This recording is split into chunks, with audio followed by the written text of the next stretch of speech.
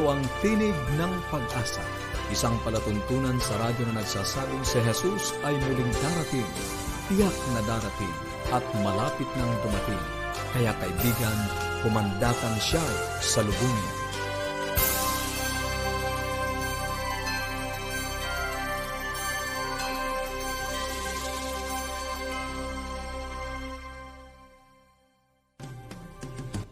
Maligaya at puno ng pag-asang pakikinig muli mga kaibigan. Kami po ang inyong lingkod, Pastor Ner Caranza. At Melo Anademong. Nag-aanyaya na samahan nyo kami sa loob ng 30 minuto sa ating talakayan, sa atin pong kalusugan, pagpapanatiling matatag ng ating sambahayan, at higit sa lahat sa pagtuklas ng pag-asang nagmumula sa salita ng ating Panginoong Diyos. Binabati natin ang ating mga tagapakinig, Melo. Hello po! Special na pagbati, Pastor Ner, kay Narcar S. Hernandez ng Mulawin, Tanza, Cavite. Oh, nandyan lang sa kapitbahay natin, ano? Yes po, nawa po ang inyong pakikinig ay mag-akay sa mas masagana at lumalagong pamumuhay. Nais po namin kayong padalhan ng mga aklat at aralin sa Biblia, or kung meron po kayong mga katanungan o anuman po ang gusto ninyong iparating sa amin, makipag-ugnayan lang po kayo sa amin. Maaari po kayong tumawag or i-text ang inyong kompletong pangalan at kompletong address sa 0917-5643-777. 0917-5643-777 or sa 0919-0001-777. 0919-0001-777. Ang ating pong toll-free number for our friends abroad or na mga nasa probinsya, maaari kayong tumawag ng libre. I-dial nyo lang po ang 1-800-132-20196. 1-800-132-20196. Kami po ay masusubaybayan nyo rin on Facebook. Ang ating pong Facebook page /AWR Luzon, Philippines. At para po sa mga nagnanais ng additional Bible study resources, you may visit bibleschools.com /Central Luzon. May mga Bible study guide po ito na para sa adult at meron din pong para sa mga bata. Sa atin pong pagpapatuloy sa buhay pamilya, makakasama pa rin natin si Sir Kadapan sa paksang Mga Anak, Pamanang Galing sa Diyos. Si Sir Kadapan ay isa pong batikang tagapayo at Pastor Der, ngayon ay tatalakayin po sa atin kung paano mag-instill ng mga aral, mga values sa ating mga anak. Kasi Pastor Ner, minsan ay sinasabi lang natin ito pero nagtataka tayo bakit hindi natin nakikitang ipinapamuhay or sinusunod ng mga anak natin. Tama. So, Pastor, ngayon pag-uusapan natin paano ba natin ito ipapasa sa kanila such that talagang habang lumalaki, mananatili sa kanila. At ito ang pangunahing responsibilidad ng mga magulang. Dito makikita kung paano tinuruan ng magulang ang kanilang mga anak sa pamamagitan ng gawing makikita sa kanila pong mga supling. Tama ka dyan, yan Pastor po ang Ner. ating pag-aaralan. Sa pagpapatuloy naman ang ating pag-aaral sa salita ng ating Panginoong Diyos, makakasama natin ang isang panibagong panauhin upang talakayin ang isang bagong paksa, binyag sa Biblia. Makakasama po natin si Brother Mario Palaya. Si Brother Mario Palaya po ang Director ng Publishing Ministry dito sa ating North Philippine Union Conference of the Seventh-day Adventists. Dadako na tayo sa ating buhay pamilya. Tayo po ay nagpapasalamat muli sa Panginoon sa kanyang patuloy na pagbibigay tiwala ng buhay sa bawat isa sa atin sa araw na ito. Narito po ang sinasabi ng Kawikaan 22:6.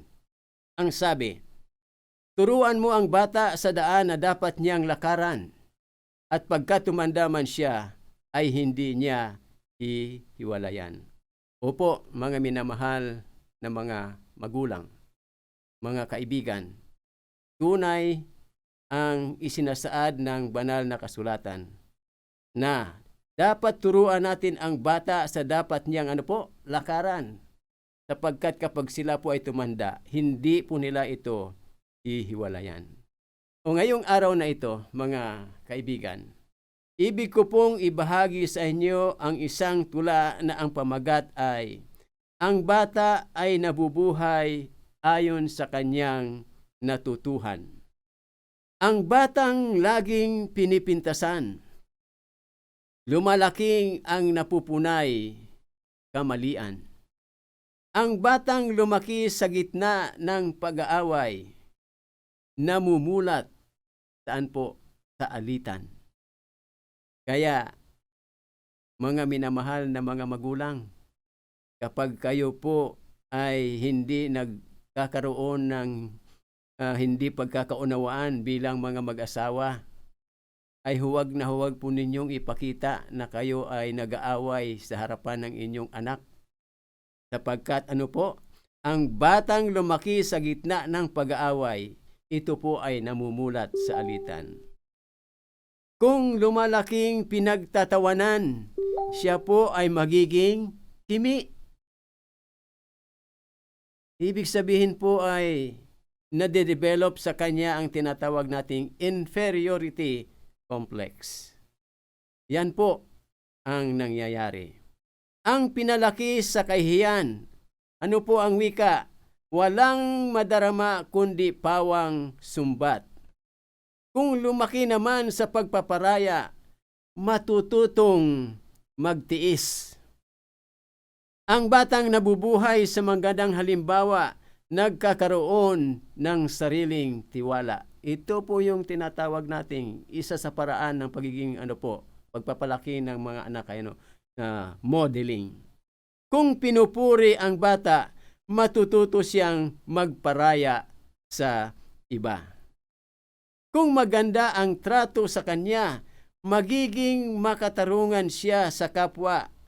Kung tiyak sa ikinabubuhay, magkakaroon siya ng tiwala sa kinabukasan.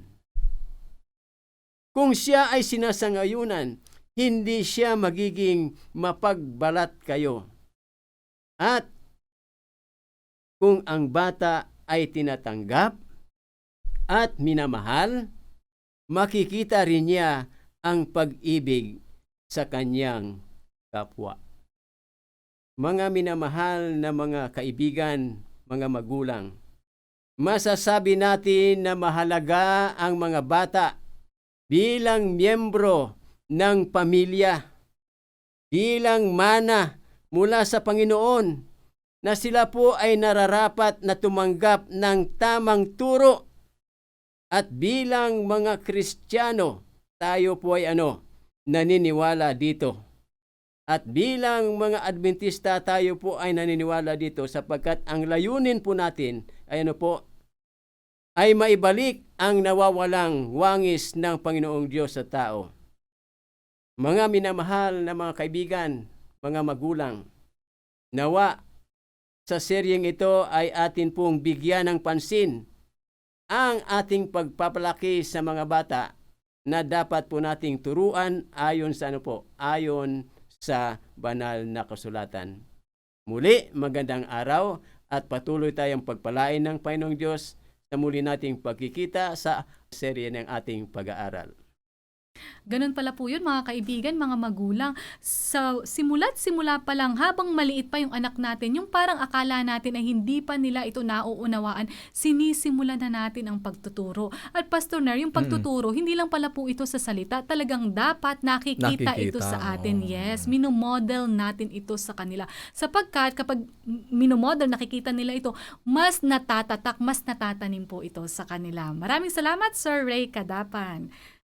Kung meron po kayong mga katanungan or kung ano man po ang gusto ninyong iparating sa amin or nais niyo pong makatanggap ng mga aklat na atin pong ipinamimigay, mga aralin sa Biblia, makipag-ugnayan lang po kayo sa amin. Maaari po kayong tumawag or i-text po ang inyong kompletong pangalan at kompletong address. Kompletong address po para masiguro na makakarating sa inyo itong mga aklat at aralin sa Biblia. Ito po ang ating mga numero: 0917-564-3777, 0917-564-3777, or 0919-0001777, 0919-0001777. Ang atin pong toll-free number for our friends abroad or in the provinces, maaari kayong tumawag ng libre. I-dial nyo lang po ang 1-800-132-20196.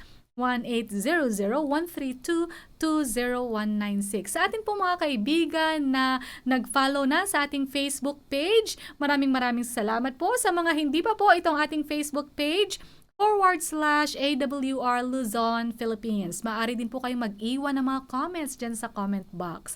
Kung nais niyo naman pong magpadala ng email, maaari niyo pong isend sa connect@adventist.ph. At para po sa mga karagdagang Bible study resources, you may visit bibleschools.com/Central Luzon.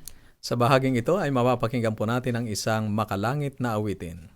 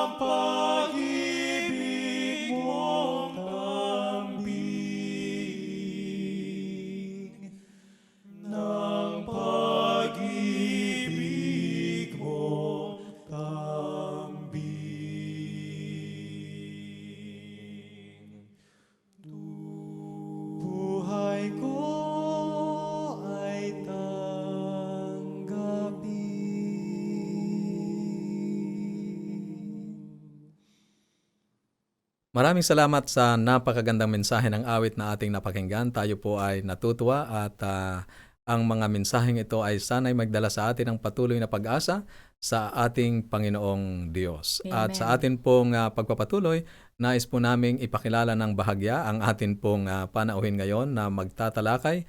Si Brother Mario Palyaya ay siya pong patnugot ng Publishing Ministry sa North Philippine Union Conference. Nagpapasalamat tayo na binigyan niya ng panahon ang ating pag-aaral ngayong hapon at sa mga susunod na araw. Ipagkaloob natin ang panahon kay Brother Mara Palyaya.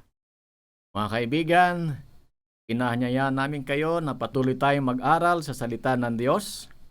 At sa mga nakaraan nating pagtatalakay ay nalaman natin na lahat ng bagay ay sambahin ng Diyos. Ngunit bakit? Sabi niya, bakit hindi si Buddha o si Confucius o pang Diyos? Ang ika-4 na kabanata ng Apokalipsis ay nagsasabing dapat nating sambahin ang Diyos ng dalawang bagay. Unang-una ay dahil siya ang naglalang sa atin. At ito ay nagpapahayag sa napakalang bagay na pagsaalang-alang ng araw ng Sabat. Napag-aralan natin. Iyon ngunit ang 5 kabanata ng Apokalipsis ay ating makikita ang patuloy na pagtatalakay ng isa pang kadahilanan kung bakit ang Diyos ay kinakailangan nating sambahin. Sa Apokalipsis 5 hanggang 6, ito ang kanyang sinabi. Narito ang leon sa angkan ni Huda, ang ugat ni David ay nagtatagumpay, at nakita ko sa gitna ng luklukan ang isang kordero na nakatayo na wari ay pinatay. Patuloy na pagbanggit ng Apokalipsis 5 versikulo 9, ito ang kanyang sinabi. At sila'y nangangaawitan ng isang bagong awit na nagsasabi, ikaw ang karapat-dapat, sapagkat ikaw ay pinatay at binili mo sa Diyos ang iyong dugo, ang mga tao sa bawat angkan at wika at bayan at bansa. Mga kapatid, ang pangalawang kadahilanan kung bakit nating sambahin ang Diyos ay dahil siya ay namatay upang tayo ay iligtas. Isang napakahalagang bagay na ating tingnan sa kanyang kamatayan. Ang kordero ay si Jesus na namatay para sa atin. Ang luklukan ay nangangahulugang pamamahala at ang katotohanan na siya ay nakatayo ay nangangahulugang natapos na niya ang isang bagay na totoong mahalaga na may kinalalaman sa kanyang pagkahari. Nangangahulugan ito na kompleto na niya ang kanyang gawa. Namatay para sa atin ang kanyang dugo na nagdanas dahil sa ating mga kasalanan. Ang sabi niya, bumangon muli sa libingan upang bigyan tayo ng buhay.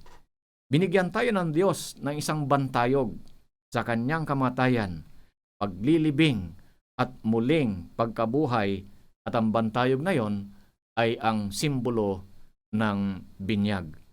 Mga kapatid at mga minamahal, napakahalagang bagay na tinan natin ang kamatayan ng ating Panginoong Hesus, nagsasagisag ng paglibing, at ito, yan din ang mangyayari pag tayo ay mabinyagan. Kapag ang isang tao ay umalis sa kanyang mga salitang pamamaalam ay madalas na mahalaga. Hindi sasalang tiniyak ito ni Kristo. Bago pa man siya bumalik sa langit ay sinabi ni Jesus ang ilan sa pinakamahalagang bagay, ang salita sa kanyang mga alagad. At ito ang kanyang huling komisyon sa kanila. Sa Mateo 28, versikulo 19 hanggang 20, ito ang sinabi, ang lahat ay kapamahalaan sa langit at sa ibabaw ng lupa ay naibigay na sa akin.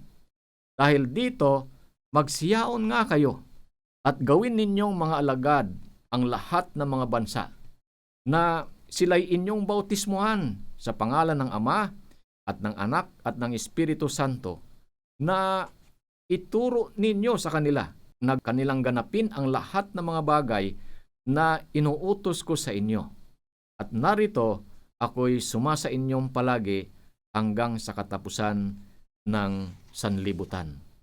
Ang komisyong itong ibinigay ng Panginoong Hesus sa kanyang mga alagad ay meron ding talata ng Biblia na nagbigay din ng otoridad. Ito ay masusumpungan sa Apokalipsis 13. Makikita natin ang dalawang halimaw nagbigay din ng otoridad. Sa unang halimaw, sa talatang 1 hanggang 2, ang sabi niya, ang dragon ay ibinigay sa hayop ang kanyang otoridad. Ngunit, iyon ay isang huwad na otoridad. Bakit? Ang Diyos ay binigay na lahat ng otoridad, ang kapamahalaan sa kanyang anak na si Jesus. Kaya nga't huwad ang pagbigay otoridad ng dragong ito dahil ang Diyos mismo ay ipinagkaloob na lahat ng kapamahalaan kay Jesus. At sa lahat naman ng ito ng kapamahalaan, isinugo ni Jesus ang kanyang mga alagad na humayo at bautismuhan ang mga tao.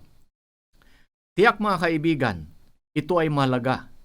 Ang bautismo ay 80 beses na binabanggit sa Bagong Tipan. Ngunit ang mga tao ay nalilito sa simpleng kahulugang seremonyang binyag na binigay ng ating Panginoong Hesus. Bakit? Marami ang mga katanungan. Ano mga kanilang mga tinatanong? Ang katanungan sapagkat kakaiba ang pamamaraan ng pagsagawa ng kapuhunan ng mga pagbibinyag. Ang tanong, paano dapat mabinyagan ng tao? Sa pamagitan ba ng pagbuhos o pagwisik o paglubog? At kailan dapat binyagan ng isang tao? Bilang sanggol o sa edad na siya ay maaring magpasiya ng kanyang sarili? Ano ang kahulugan ng bautismo? Bakit ibinigay ito ni Jesus sa atin? Kinikilala ba ng Diyos ang anumang anyo ng bautismo? Maraming mga katanungan, mga kapatid, na kinakailangan nating bigyan ng kaukulang kasagutan. Pero napakalaga na tinan natin kung ang Diyos nga ba ay nagbigay lamang ng isang uri ng binyag. Tinan po natin ang sinasabi ng aklat ni Pablo sa Efeso 4:3-5. Anong sinabi ni Pablo? Ang sabi niya, nagsisikap na napanatili ang pagkakaisa ng Espiritu sa buklod ng kapayapaan. May isang katawan at isang Espiritu, kung paanong tinawag kayo sa isang pag-asa ng pagkatawag sa inyo, isang Panginoon, isang pananampalataya, isang bautismo, isang Diyos at Ama ng lahat, na siyang nasa ibabaw na lahat at sumasa lahat at nasa lahat. Sabi niya, ang Biblia ay nagsasabing may isang bautismo lamang. Hindi ba? Kung gaano katiyak na may iisang Panginoon, iisang pananampalataya lamang, nag-iisang Diyos na ating sinasamba, kaya sinabi ng Biblia, mayroon lamang isang uri ng bautismo. Mga kaibigan, ang Biblia rin ang nagsabi na hindi nagsasabing isang beses lang tayong mabinyagan. Hindi ba? Ang sinabi nito ay isang uri lamang ng bautismo na kinikilala ng Diyos. At ang iglesia ay isinasagawa ang isang uri lamang ng pagbautismo sa mahabang panahon. Sa mahabang panahon ng ating Panginoong Hesus, hanggang sa siya ay umakyat sa langit, merong kasaysayan na nagsasabi sa atin na ito ay mahigit 500 taon lumipas bago ang ibang uri ng bautismo ay sinaalang-alang, maliban doon sa isinagawa na itinuro ni Juan at ni Jesus. Yun ay bautismo sa pamagitan ng paglulubog sa ilalim ng tubig. Kaya ang bautismong itinuro ng ating Panginoong Hesus at ni Juan sa kanilang kapanahunan ay paglulubog sa tubig. Kaya nga't kung tatanungin natin, ang sanggol, pwede bang mabinyagan? Mga kapatid, ang sinasabi ng ating leksyon ay ang sanggol ay hindi kinakailangang mabinyagan dahil wala pa sa tamang edad na kanyang pagpapasya. At hindi rin siya makalusong sa tubig dahil siya nga ay sanggol pa. Kaya't mga kaibigan, sa isang salita, dahilan sapagkat ang salitang bautismo ay nagsasabing ang kahulugan ng bautismo ay nasalin mula sa Grego. Ang ibig sabihin ay inilibing o inulubog. Ang ibig sabihin ng salitang bautismo ay to immerse, ilubog, o to submerge something, lumubog ng isang bagay. Nangangahulugan ito ng paglusong sa tubig. Hindi ito isang salitang pangrelihiyon. Ito ay isang pangkaraniwang salita. Ginagamit nila sa salitang ito sa kanilang araw-araw na buhay. Kaya nga't noong panahon ng ating Panginoong Hesus, pagka noon ay may nabinyagan, ang kanilang pagbabanggit lamang ay ang paglubog ng tao. Pero ating alalahanin mga kapatid na ang kahulugan ng pagbinyag ay ang paglulubog. Ang ibig sabihin ay na ang paglulubog sa tubig, yan lamang ang binabanggit ng Biblia ng pagbinyag. Madaling isipin ang dahilan ng bautismo sa Biblia na tumatagal ng ganoon na lamang kahit nasa Roma. Nakita mo ang wikang Grego at kultura ay lumaganap sa buong mundo ng mahabang panahon matapos si Jesus ay pumunta sa langit. imposibleng gamitin ang anumang iba pang anyo ng binyag dahil alam ng lahat ng ibig sabihin ng salitang binyag ay ilubog. Alam mo ba na ito'y isang nakakatuwa at makabuluhang katotohanan na sa mga bansang Grego hanggang ngayon ang binyag ay sa pamamagitan ng paglubog. Mga kapatid at mga minamahal, noong kapanahunan, kahit doon sa iglesia ng Grego o sa kapanahunan ay ang iglesyang Grego nagbabautismo sila sa pamamagitan ng paglulubog dahil alam nila ang kahulugan ng salitang binyag o bautismo. At imposibleng linlangin sila tungkol sa kahulugan ng binyag. Mga kapatid at mga minamahal, napakainam na dapat nating alalahanin ang binyag ay ang nangangahulugang paglinis at pagpapatawad ng ating mga kasalanan. At mayroon lamang iisang uri ng binyag na itinuro sa atin ng kasulatan. Iyan ay paglubog. Sa susunod nating pag-aaral, mga kapatid, tatalakayin natin, titinan natin ang isang bagay na napakahalagang paksa patungkol sa binyag. Kaya nga't inaanyayahan namin kayo na patuloy na subaybayan ang programa ng Tinig ng Pag-asa. Maraming salamat po. Maraming salamat sa naging pag-aaral natin ngayon sa banal na kasulatan at natutunan natin na ang bautismo ay bahagi ng mahalagang tagubili ni Kristo sa mga alagad sa pangangaral ng Ebanghelyo. Kaya ito ay isang mahalaga at solemning seremonya na dapat maranasan ng isang sumasampalataya. Pangalawa, mayroon lamang isang uri ng bautismo o binyag na binabanggit sa Biblia at mula mismo sa salitang ginamit upang ilarawan ito, ito ay nangangahulugang paglulubog. Amen. Walang ibang paraan na ibinigay ang Biblia tungkol sa bautismo kundi ang paglulubog. Pangatlo, ang paraan na ito ng pagbabautismo ay siyang paraang ginamit ng unang iglesia mula sa panahon ni Kristo hanggang sa mahigit 500 taon pagkatapos na siya ay umakyat sa langit. Kaya kung may naging pagbabago ayon sa ating pag-aaral at paano ito nabago, ano ang mga dahilan ng pagbabago, yan ang ating patuloy na tutuklasin sa mga susunod nating pag-aaral sa pangunguna ni Brother Mario Palyaya. Kaya sundan po ninyo kami bukas sa ganito pa ring oras at himpilan. Yes po mga kaibigan, kung meron po kayong mga katanungan or nagnanais po kayo na mag-aral pa ng mas malalim ng banal na kasulatan, makipag-ugnayan lang po kayo sa amin. Doon naman po sa mga nagnanais na makatanggap ng mga aklat at aralin sa Biblia, maaari din po kayong mag-communicate sa amin. Ito po ang ating mga numero, 0917-5643-777, 0917-5643-777, or 0919-0001-777, 0919-0001-777. Ang atin pong numero para sa mga kaibigan natin na nasa labas ng Metro Manila, mga nasa probinsya